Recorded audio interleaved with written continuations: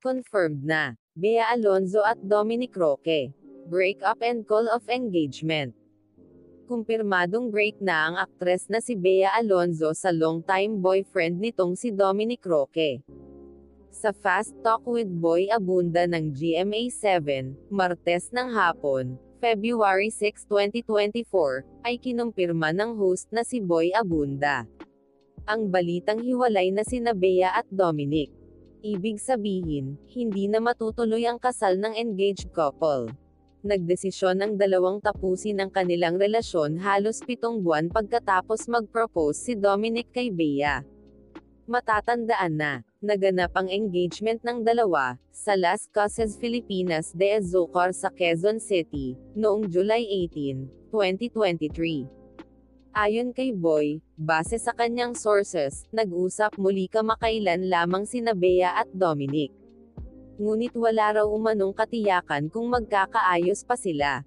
Saad niya, as a matter of fact, from good sources, kamakailan lamang ay nag-usap ulit si Bea at saka si Dominic.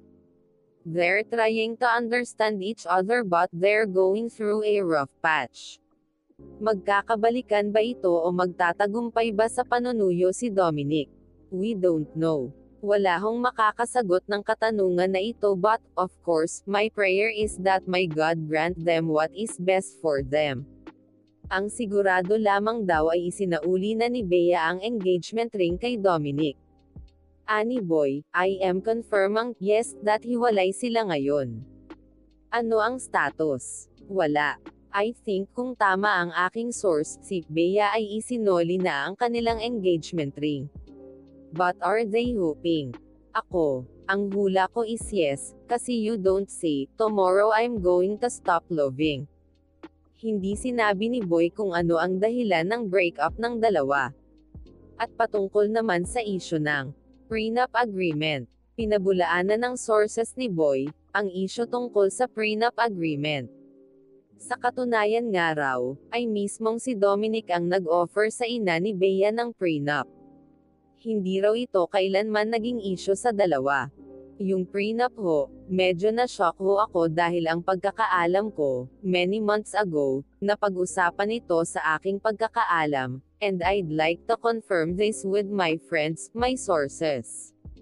Because when this was being talked about, yung prenup, ang nag-volunteer sa nanay ni Bea na okay ang prenup ay si Dominic.